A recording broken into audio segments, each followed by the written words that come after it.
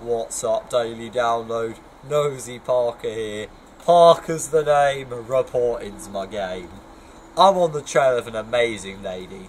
It's been claimed she's the most faithful servant. I want to find out if that's really true.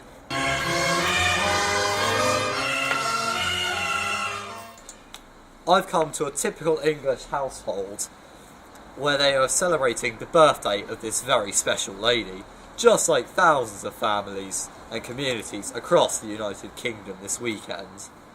Of course, I'm talking about Queen Elizabeth II. But what makes her so special? And why might she be described as a faithful servant? Let's take a step back in time and investigate. Elizabeth Alexandra Mary was born in Mayfair, in London in 1926. It is well known that her close family called her Lilibet. Did you know, as a child, she once fell in the lake at Buckingham Palace looking for a duck's nest and ended up covered in green slime? She made her first public speech in October 1940 at the age of 14 in a radio address on the BBC's Children's Hour. She went on her first overseas tour with her parents to Southern Africa in 1947.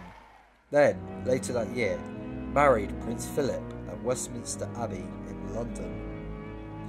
Princess Elizabeth became Queen at the age of 25. She was at the Royal Hunting Lodge in Kenya when she found out her father, King George VI, had died in his sleep on the 6th of February 1952. The coronation of Queen Elizabeth II took place on the 2nd of June 1952, and the whole country joined in the celebration. People all over the country held parties in the decorated streets of their towns and cities, and in London the roads were packed with people waiting to see the processions that took place. The words, symbols and rituals of the coronation service were devised 1,043 years ago in 973 AD. They were designed to highlight the values that the monarchs should seek to uphold, the kind of person they should seek to be, and the priorities of the heavenly king they would pledge themselves to serve. As part of the ceremony, the Queen was presented with an orb, the royal sceptre, and a Bible.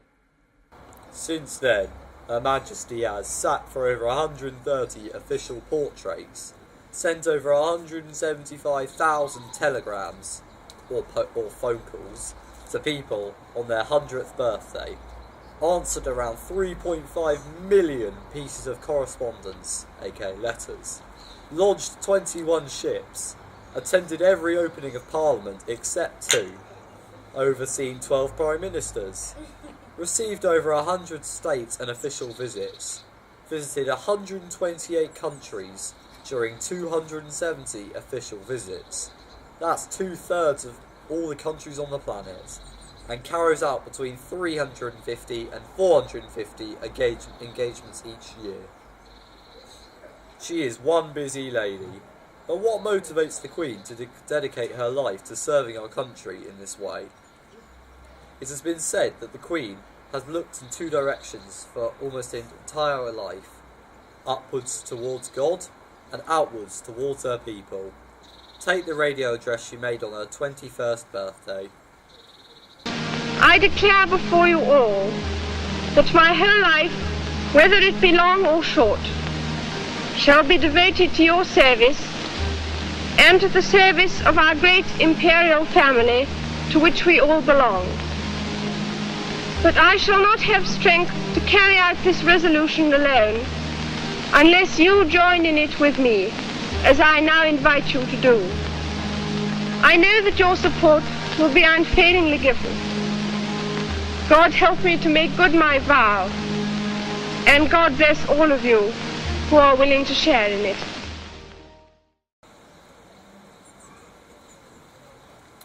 She is the Supreme Governor of the Church of England, attends church weekly, even on holidays, and prays daily. Her faith in God has given her the strength to carry out her duties throughout her entire life. Here's what she said in 2002. I know just how much I rely on my own faith to guide me through the good times and the bad. Each day is a new beginning. I know that the only way to live my life is to try to do what is right, to take the long view, to give of my best in all that the day brings, and to put my trust in God.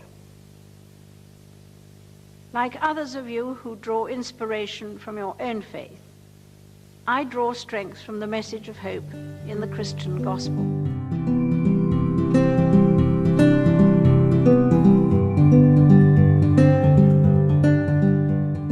In 1952, the Archbishop of Canterbury helped the Queen prepare for her role.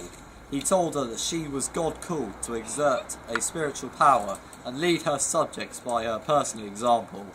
I think she has been the most faithful of servants. What about you? Perhaps you'd like to dig a little deeper into the life of the Queen.